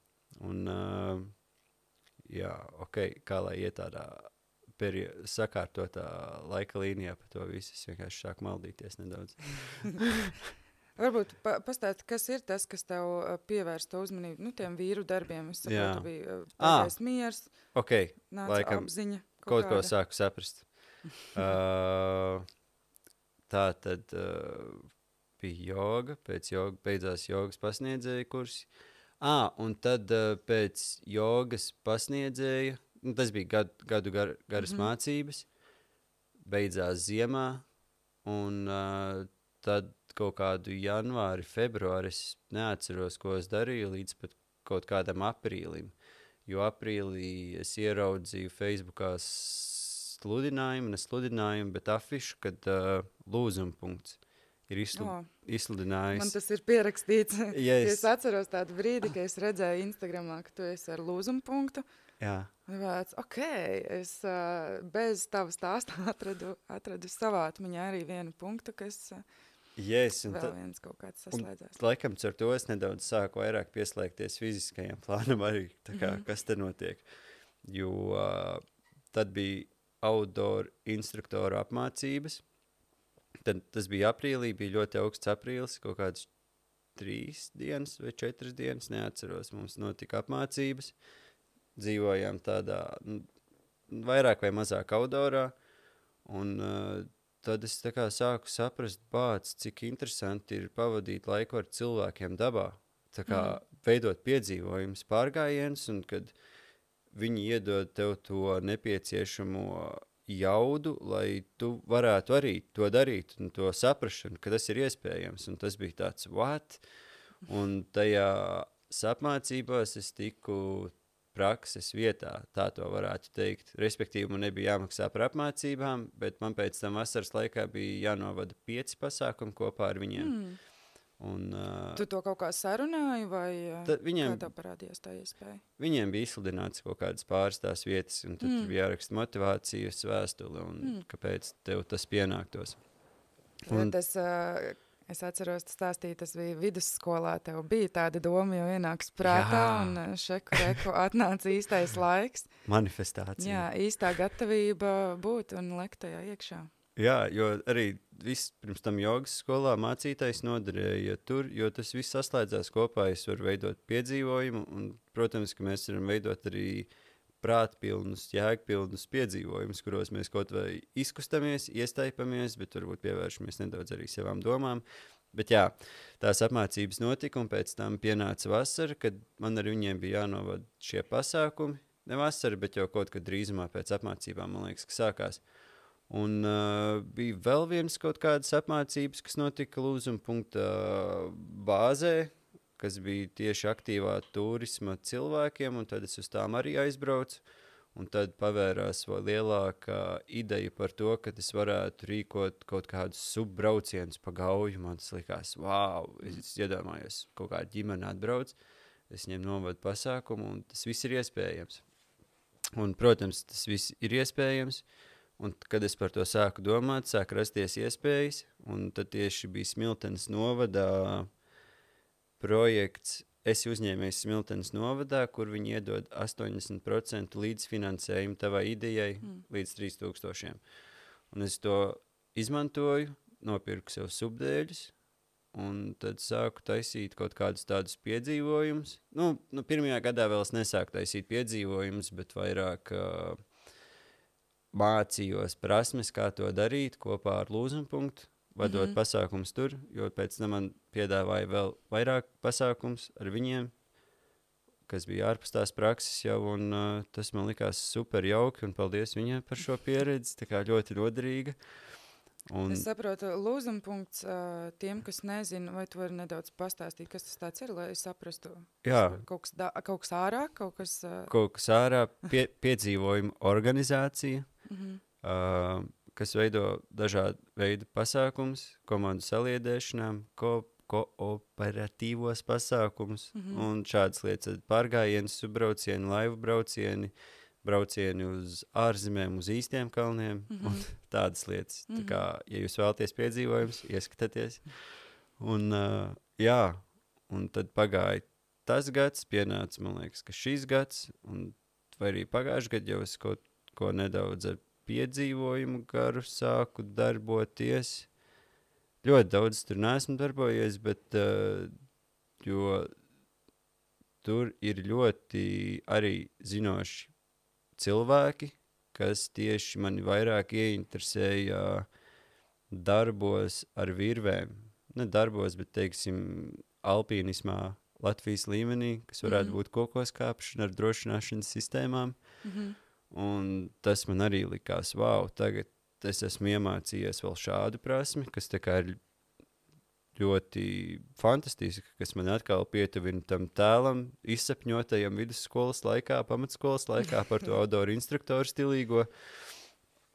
Un tad es par to pašu projektu, kur es dabūju subdēļus, beigās sagrozīju to finansējumu, tā kā, jo es sapratu, ka man tomēr vajag alpīnismu inventāru drošināšanas. Tad es dabūju to inventāru vēl, un tad, šogad man jau ir tāds uzkrāts inventārs, no kura es varu veidot piedzīvojumus pats, un tā kā arī tas ir ļoti interesanti, jo tur radošums un iztēle ir robeža. Un, protams, drošības faktori, kas ir jāievēro taisot pasākums. Un tas man liekas tik interesanti, kad tagad tieši, mēs varbūt esam nonākusi līdz šīm dienām. Tad beidzot mēs uzzinām, kas ir Roberts. Beidzot. Bet tas ir atkal tikai viena daļa no tā, ko es daru. Bet par aktīvo turismu, kad ar smiltenes jauniešiem, smiltenes jauniešu, bet tā nav doma, tas vienkārši smiltenes jaunieši. Smiltenes jauniešu centri, viņiem ir vairāki posteņi, un tad ar Gaujienas posteņi, es jau pagājuši gadu ar viņiem sadarbojos, bija pasākums jātaisa. Un tad šogad jau viņi piedāvāja taisīt pasākumu, vēlme bija, kad mēs ejam pārgājienā, un otrajā dienā varbūt braucam ar laivām lejā pa Gauju, un tad nobeidzam pasākumu, bet beigās es tā kā sapratu, ka man ir galvā mazs sapnis par to, kad es vēlos uzņemt cilvēkus pie sevis ciemos, kad man ir pašam savu vietu, kur to darīt, bet es pirms tam biju domājis, es pirms tam biju domājis par kaut kādu īpašumu, tur noskatīšanu, dabūšanu, un tad tur iekopt savu vietu beidzot un nosakņoties. Bet tad tajā brīdī es sapratu, hei, vecīt, tev ir tā kā ģimenes īpašums, tur ir tik daudz vietas, ka tu tur var izpausties, un viss ir tikai tā kā darīšanas vaina. Darīšanas vaina, kā, protams, sarunāt ar vecākiem, vai viņiem tā ideja patiktu, un, protams, kad viņi tā kā teica, protams, dari tā kā. Un tad viss pārējais bija atkarīgs no tā, cik daudz enerģijas tur ieguldījuši, lai tā vieta tā kā patiešām spētu uzņemt cilvēkus. Un tas bija kaut kāds, pāris nedēļu jautājums, tāds lēnu, darbīgu nedēļu jautājums, kuros es tad sāku iekopt to savu atpūtas vietiņu, kuras var uzņemt cilvēkus, ar kaut kādiem augstākiem virvju uzdevumiem varbūt, ar vēl saliedējošajām aktivitātēm, kas bija iemācītas tātad no šiem te piedzīvojumu organizācijām un paša kaut kādos projektos, piedzīvotajos. Un, tad es tā kā, es uztaisīju vietu, kuras varēju uzņemt cilvēkus, es vēl varēju paņemt vienu draugu, Lauri, paldies tev, palīgā, novadīt šo pasākumu, viņš sagatavoja lielisku ēdienu, un tā kā man bija jāizplāno gan pārgājiens, aktivitātes, ko mēs darīsim vēl vakarā, visas ēšanas lietas, un tas viss tā kā es redzēju, kad notiek un realizējas, un tas arī bija tāds, what? Es patiešām varu to izdarīt, un tad tas tagad ir iedevis tādu lielāku jaudu visā aktīvajā turismā, kad jau sāku domāt par tālāku attīstību šai te vietai, lai es varētu varbūt jau visu cauru gadu uzņemt cilvēkus pie sevis un radīt viņiem piedzīvojumus. Tas bija vienas dienas pasākums, jā? Divu. Dienu. Mēs pelikām pa nakti. Teltīs, jā? Teltīs, jā. Un nākamajā rītā cēlāmies vēl aktivitātes. Otrajā dienā laikam vairs īsti nesanāca, gājām pārgājienā atpakaļ, nopildējāmies, un tad tāda mazās aktivitātītes bija. Un, jā, tā kā tas bija tik fantastiski, wow! Prieks, kad... Kā tev šķiet, kas tev visam šim deva spēku? Nu, to ticību, jo bez ticības jau nekādi. Es dzirdu to darīšanu, kad ir darīšanas vaina, bet kas bija tas, kas tev noved līdz darīšanai un tam, ka, es varu? Manuprāt, tas viss ir tas manas apziņas attīstības ceļš, kas ir bijis, un es esmu sapratis, ka, ja ir kaut kādas iespējas vai idejas, kurās gribas mesties iekšā, tad īsti tur nav ko bremzēties, vajag nostādīt sev to ideju, ja tu to ideju galvā redzi, tad visticamāk, ka tu viņu vari arī realizēt un vienkārši mēģini realizēt. Un tā kā, ja arī man nebūtu sanācis uzņemt tur tos jauniešus, kas būtu sliktākais, kas būtu noticis? Varbūt jāceļ pasākums vai jāpārplāno kaut kāds drošāks variants, bet jo varbūt arī es būtu klausījies cilvēkos sev apkārt visos, tad es to nebūtu izdarījis, jo, protams, ka ir cilvēki, kas tā kā nespēja noticēt, ka tas ir iespējams, jo viņi paši varbūt to nav pieredzējuši, un viņi nezin, kā to var izdarīt. Kas bija tas, ko tev, piemēram, teica? Vienkārši tā kā, kad varbūt tomēr nevajag, varbūt uztais kaut ko mierīgāku, kaut ko vienkāršu. Bet es tā kā domāju, nē, es savā galvā redzu, kā to var izdarīt, un ja tu to redzi, ka to var izdarīt, tad to vajag darīt. Varbūt reizēm ir, protams, tu sāc darīt, saproti, ka darbs ir 15 reizes lielāks nekā tu iedomājies, bet tā kā nevajag apstāties, vienkārši turpini darīt, un tajā darīšanas procesā rodas kaut kāda tāda laime, ka tu to dari, un tu pat nezini, vai tas izdosies vai neizdosies, bet tu kaut kas iekšējs, tā kaut kāda iekšēja enerģija, kas arī caur to sportošanu, caur jogu un caur to visu ir vienkārši tik ļoti akumulējusies un uzlādējusies, kad viņa dod jaudu turpmākajiem piedzīvojumiem, turpmākai lietu darīšanai. Tā, ka tās pieredzes krājās, tu vienkārši mēģini kaut ko jaunu, ienāk ideja, izdari, tad tu saproti, ka aptuveni tāds var būt tas tur iznākums, vai ne? Jā. Nevis tas, ko kaut kad varbūt būtu domājis un nedarījis, kas varētu notikt. Un viss sākās no tā, ka tu uzvelc kurpes un izēji paskriet.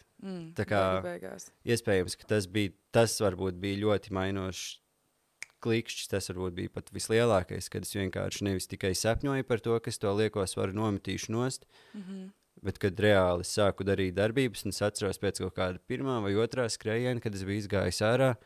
Protams, tad tas skrējiens bija 20 minūtes, biju ārā varbūt, ienācu iekšā, knapi līdz mājai tiku, viss ļoti slikti, es vēl pirms tam biju zupu iedis. Paēdu un domāju, nē, tev ir tāpat jāiet, tu gribēji iet, ej, un tas vienkārši tās kurpes uzvilku, atnācu atpakaļ, pastījos spogulī un pateicu, tu esi malicis. Un jā, kaut kā no tā arī tas viss sāk attīstīties, kad tā ticība sev, ticība saviem spēkiem, un tas, kad, ja tu redzi, ka lietas var izdarīt, tad vienkārši viņas dari, tā kā whatever, noteikti sanāks. Ja tu nevari, ja tu redzi, ka tu nevari izdarīt? Nekas, tu mēģināji. Tā kā... Nē, bet ja tu vēl neesi izdarījis, un tu redzi, ka tu nevari izdarīt. Tad... kaut kas cits jāpadara, varbūt.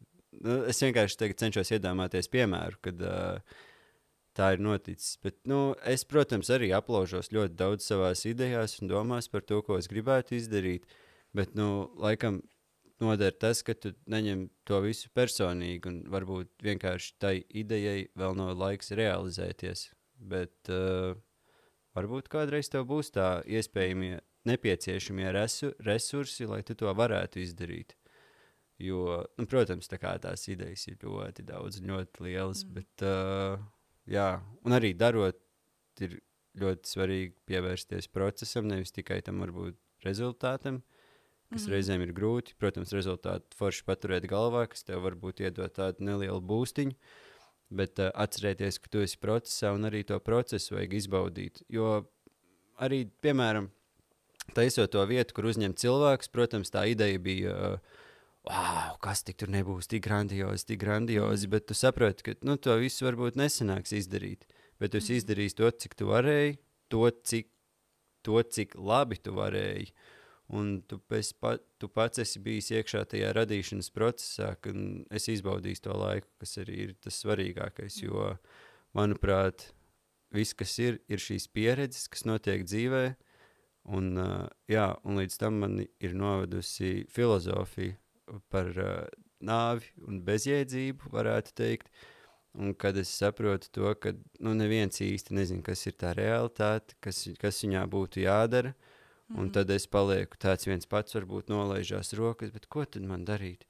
Bet tajā pašā laikā es varu iedomāties, ko tik es nevarētu darīt, un tad sāc eksperimentēt un piedzīvot šīs pieredzes. Un tas ir skaisti. Es redzu tavā stāstā ļoti skaisti tos dažādos posmus, kur ir tā ideja, kur ir tā doma, ka šis varētu būt, un tad ir kaut kāds sava veida aplūziena punkts, ka te tas beidzās, ko tālāk, un atkal nāk jauna ideja, un kā tu to... Jo man liekas, zini, kā arī, ja tās idejas aplaužās, tu tik un tā esi ieguldījis enerģiju procesā, un procesa laikā ir nākušas kaut vai jaunas idejas vai jaunas prasmes apgūtas, kas nodara nākotnē, vai arī reizēm tie var būt cilvēki, kurus tu esi saticis procesa laikā, un viņi tev iedod vēl kaut kādu citu perspektīvu, un vēl kāds iedod kaut ko citu, un tas viss, tu no tām pieredzēm kaut ko vienmēr sev paņem, un ja tu esi atvērts šīm pieredzēm, tad tā kā tu arī audz kā personība, kā cilvēks un kā potenciāls, varētu teikt. Un daudz ko var iemācīties. No darīšanas? No darīšanas. Domāšanas ar reizēm. Reizēm domāšanu var novest arī tā kā, pat reku arī nevajag domāt. Balans ir visā. Okay. Tad, ko mēs varam saskaitīt tavā dzīvē? Joga? Kas ir kaut kur spēlējusi kaut kādā dzīves posmā? Jā. Kaut kur tumšie periodi, bet arī ir tumšais periods.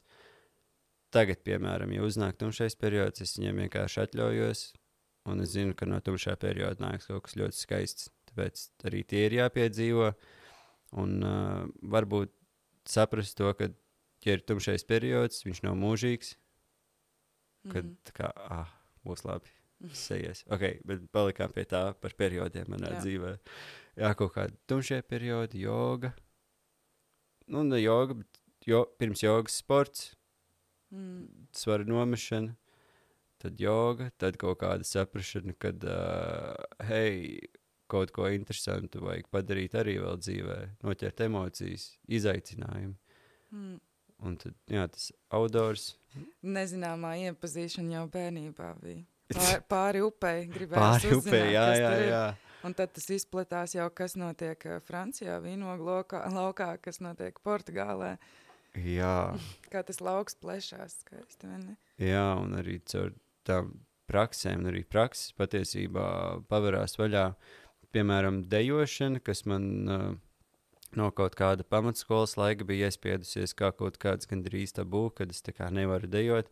Kaut kādā vienā disnē es atceros, ka viens džeks pateica, kāpēc tu laiku atkārtā viens un tās pašas kustības. Līdz tam man likās, ka stilīgi dejoju, pēc tam man bija tāds, kā lai tagad dejo? Bet arī caur visām praksēm, ko es esmu pēdējā laikā darījis, caur kustību, es esmu atkal sapratis to, ka dejai nemaz nav tādi konkrēti rāmi, kā tev vajadzētu dejot, bet tas ir vairāk caur kā tu jūti, un tad tu izlaid ārā to kustību un aiziet tādā foršā plūsmā, un tad arī prakses, ko es esmu iepazinis caur pēdējo Erasmus projektu, ir ļoti interesantas, kad tieši caur kontaktu improvizāciju, caur vienkāršām lietām, kā skatīšanās cilvēkiem acīs, kas ir tik biedējoši, un caur vienkāršiem jautājumiem ejot cauri un saprotot visu, kas tevī iekšā notiek, rodas tik interesanta pieredze, kurai vienkārši vajag paļauties. Vai tu vari pastāstīt tiem, kas nezin, kas ir kontakta improvizācija? Kontakta improvizācija, jā. Principā tas ir kontakts starp vairākiem cilvēkiem, nedaudz improvizētā, vairāk vai mazāk improvizētā kustībā, kurai reizēm tomēr ir kaut kādi noteikumi, kas tev būtu jādara. cilvēks, kas to pasniedz, izstāsta noteikumus, un tad tu tā kā sāc plūstam cauri, vai tu sāc kopēt kādu otru cilvēku kustības, vai jūs vienkārši ejat pa telpu, tad jūs iegūstat status kontaktu, un tad jūs tā kā izspēlējat gandrīz vai tādu mazu šarādīti, tādu mazu teātrīti, un tad jūs ejat tālāk, un tad caur to visu kaut kā iemācies palaist vaļā kaut kādas idejas par sevi. Vai man liekas, ka ļoti svarīgi vēl ir tā otra cilvēka kopēšana. Jā, tas ir tas, ko tev stāstot, tas ir tas, ko es saskatīju tieši, ka tā ir tā kā spoguļošana, ka principā tevis nav, ir vienkārši tā sasaist ar otru cilvēku. Jā. Tu ieraugi skatienu, tad nevar zināt, kurš ir skolotājs, kurš ir... Jā, un tad jūs abi divi sākat spēlēties ar to visu, vai arī, ka tev ir otra cilvēka kustība jādiktē, ka tu viņu vari kustināt, kā tu vēlies, un tad tu saproti tās robežas, kas ir tev, kas ir viņam, kas ir ērti, kas nav ērti, bet tad tā kā tu abi ir pienāk varbūt brīdis, kad jūs abi atmetat nost to ideju par to, kas tas ir, kam vajadzētu būt, un tad atkal pavērās kaut kādi jauni lauki savā galvā, un, protams, tie lauki paliek ne tikai tajā kustības sfērā, bet arī viņi paplaš to tev pieredzi, kas tev ļauj domāt plašāk, kad nav tās ierobežotības ar kaut ko, kad vajag paļauties tam vai šitam, bet kad ir tāds domas brīvība, kurai tu arī sakot līdzi, piedzīvot. To jau tu iepazini caur meditāciju kaut kādā ziņā, ne?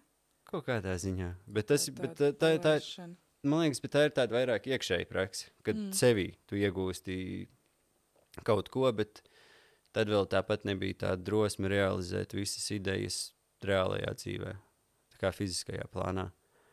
Jo, un tās nāk caur darīšanu, manuprāt. Protams, forši ir un vajadzīgi iegūt iekšējo brīvību, un pēc tam ir ļoti vajadzīgi iegūt praktisko pieredzi, kad tu arī dzīvē vari realizēt sevi.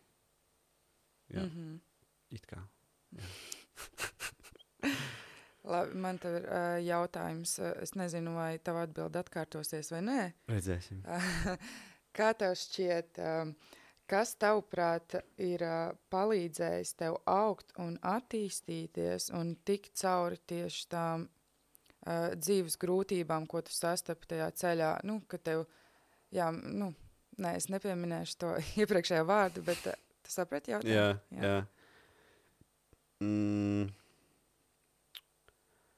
Tas ir interesanti, jo kaut kādi mistiskie cilvēki, mistiskie vārdi īstajos brīžos varbūt, jo es nezinu, priekš manis šie periodi tāpat diezgan asociējas to, kas viņus izdzīvoja viens pats, es viņiem parasti nedalos. Un kaut kāds ar to lielo tumsību un bezjēdzību atnāk gaisma. Es nezinu, kas viņā palīdz. Protams, tas ir tās pašas prakses, ko es piekopju, kustība, elpa un meditācija, kas tā kā ir baselines visam manai būtībai. Un tā kā, ja es pieturos kaut kādām tām lietām, viņas palīdz tikt cauri šīm te grūtībām. Un tad pēkšņi nāk gaisma. Hei, čau. Jā, principā tu tam izēj cauri, nevis paliec tajā cauri ar kustību, elpu un kaut kādu meditāciju, tu vari palikt tā kā klātesošs tajā, un caur tādu sajūtu, kad tomēr ir kaut kas tevi sazemē un kad viss nav varbūt tik slikti. Un tad, patiesībā tā ir kustība, kas man... Pagājuši gadu bija februārī kaut kāds ļoti tumšs posms man, un tad bija handstand treniņi, tā kā, kas man palīdzēja vienkārši tikt tam cauri. Man bija tāds, viss ir pilnīgi slikti, bet ja es pieturēšos šai lietai, viss būs kārtībā. Un mūzika arī, tā kā, tās ir tās lietas, kas mani ārstē un dziedina un ļauj turpināt darīt lietas. Vai tev ir kādas lietas, ko ieteikt cilvēkiem, kas gribētu, piemēram, iepazīt mūziku kā izpausmes veidu? Jāsāk darīt. Tur, man liekas, nav ļoti daudz vienkārši ko paņem baidīties. instrumentu vai vienkārši kaut ko skandini. Jā, tā kā varbūt tev nav izpratnes par to, kā veidot ritmu, kas tur no teorijas viedokļa, kas skan labi, kas nav no sākuma vienkārši kaut kādu, varbūt tev ir dziesma, kas patīk, tad tu pasties, kā viņi var nospēlēt, jo ir tik daudz dziesmas, kurām ir kaut kādi pāris akordi un kurus var iemācīties. Protams, tev vajag no sākuma instrumentu dabūt, vai arī sitami instrumenti. Man liekas, tie ir vispār tik tādi instrumenti, kurus no iekšienes vienkārši jūt, jo es par bongām vispār nekad neesmu nekādu teoriju interesējies, varbūt ļoti, ļoti minimāli, bet lielākoties, kad spēlēs vienkārši, tu sajūti to, un tad no tās džemošanas rodas arī kaut kāda sava veida ārstniecība, kad tu sajūti to otru cilvēku, trešo cilvēku, un tad jūs visi savā starpā spēlējaties, un tu iemācies nedaudz vairāk sevi izpaust un realizēt. Un, tas ir vienkārši wow. Bet jā, vienkārši darat. Izklausās tas, ko tu raksturoji, tāds, ka paliec klātesošāks. Arī kaut kādā ziņā atslēdzās domas, ja? Jā. Muzicēšanā. Jā, jo, protams, man tās domas visu laiku iet caur galvai. Es kaut ko nepareizi nespēlēju, atveru acis, pastos uz kādu, un viņš skatās uz mani, un tad es domāju, viņš domā, ka es nepareizi spēlēju. Ko es daru nepareizi? Bet tieši pēdējā reizē es visu daru pareizi, un es turpinu darīt, un viss notiek tik fantastiski.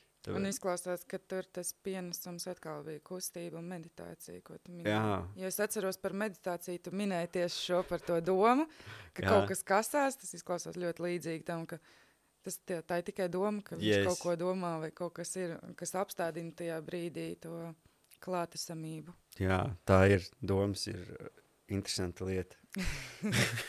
Ar viņām vajag draudzēties, bet arī saprast. Jā, jo, meditācija, viņa palīdz izprast to domu, kas viņa tāda ir, no kurienes viņa rodas, jo, piemēram, koncentrējoties tikai uz elpu, ja es koncentrējos tikai uz šo fizisko sensāciju, es sāku saprast to, ka domas mani velk prom, kad es jau padomā par šito, un tad sāc domāt par to, un tad kaut kur aizklaiņojies, un tad sajūti to elpu, un tad atceries, tā bija tikai doma, un bet tad ir interesants veids, kā man patīk nomierināt domas, es viņas iedalu kaut kādās 3 kategorijās.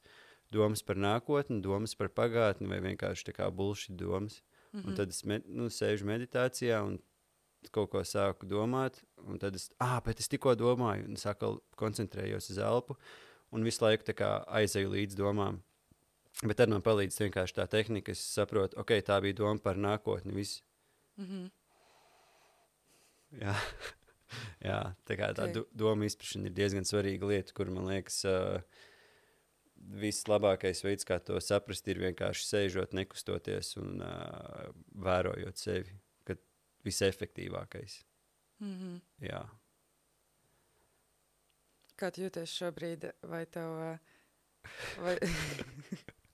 Šito izgriezīs? Nē, atstājam. Labi, neatstāsim. Reality. Jau. Es jūtos tādam foršam ceļojumam, izgājis cauri pats sev, caur dažādiem brīžiem, un jā. Ļoti jauki. Patīkami nonākt pie tās domas, kad... Tu esi šeit, un visam, kas ir noticis, ir bijis kaut kāda jēga. Jā, gan jau. Ir. Tev tā nešķiet? Ir. Kaut vai es to pats nevaru saprast, es vienkārši paļaujos tam, kad ir jēga. Mēs neviens īsti nezinām, kāda ir tā jēga, uz kurien viņi iet, bet mēs esam tikai... attīstības procesa daļa no pirmsākumiem, varbūt līdz beigām, kuras kādreiz kaut kur pienāks, bet tas tā būs domāts, un mēs esam tikai procesi. Jā. Vai tu tici, ka katram ir pavisam cita jēga? Savā dzīves realizācijā varbūt jā, bet kopēji noteikti, kad nē. Tādā, ja mēs skatāmies no Dieva visuma, vai kā mēs to vēlamies dēvēt, no tās enerģijas viedokļa, tad visiem ir viena jēga, bet no mūsu personīgā katram ir sava jēga noteikti. Jā, kas veidot to lielo sastāvdaļu civilizāciju. Man gribās jautāt, vai tev šķiet, ka katra šī tava ideja un katra šī doma ir bijusi tava jēga? Katra ideja un katra doma ir bijusi mana jēga. Man vari padziļināt? Nu, tādā ziņā, ka katra tā lieta ir bijusi jau tā jēga, ka tas ir devis to pienesumu tam, kas tu esi šobrīd, un radījis to, kas tu esi šobrīd. Un, vai manas pieredzes ir bijušas vajadzīgas priekš tā, kas esmu tagad? Tā? Varbūt. Tad tādā ziņā jā, noteikti. Jā. Katra pieredze ir. Droši tur jādomā, kas ir jēga. Jā, vai ir jēga? Bet tas būs par sarežģītu mums 11:30 naktī. Jā. Man liekas, ka mēs esam diezgan saguruši. Mēs esam izgājuši super lielam ceļojumam cauri. Mūsu video operators, tā varētu teikt, viņš ir gandrīz jau aizmidzis. Paldies. Roberts Svajāns, priecīgs, izgājis cauri vēlreiz savai dzīvei. Un mēs esam izgājuši kaut kādā ziņā nedaudz cauri. Ieskatam. Un es ceru, ka tiešām man šis bija ļoti vērtīgi. Man bija tiešām prieks klausīties, dzirdēt tavu pieredzi stāstu. Man vienmēr ir prieks dzirdēt cilvēku pieredzi stāstus, jo mūsu katra stāsts ir tik dažāds, un tie posmi un tie notikumi, kas notiek, ir tik dažādi, Jā. bet viņi visi aizved tur, kur ir jāaizved. Un es to ļoti sadzirdēju tavā stāstā. Man tas likās ļoti skaisti. Paldies. Kā tas salikās pa faktiem. Bet man te ir vēl viena lietiņa. Jā, vēl viena lietiņa. Okay. Tad man te ir maza dāvaniņa no mūsu podkāsta sponsoriem, kas ir zīmols Gardu muti. Valmiermužas alus darītāju, ļoti brīnišķīgs uzņēmums. Un tev būs tādi dāvaniņā, tādi dzērieniņi, ko tu varēsi baudīt vakarā. Mēs ASMR tiem, kas klausās Spotify. Tādi dzērieni, ko tu varēsi šokar. Iespējams šokar, nē, varbūt rītdien baudīt. Tā kā liels paldies Gardu muti par to, ka jūs šo atbalstat, par to, ka jūs atbalstat mūsu spēka stāstus un šo skaisto projektiņu. Wow, liels paldies. Tas tev, Robert. Paldies. Lūdzu. Yeah!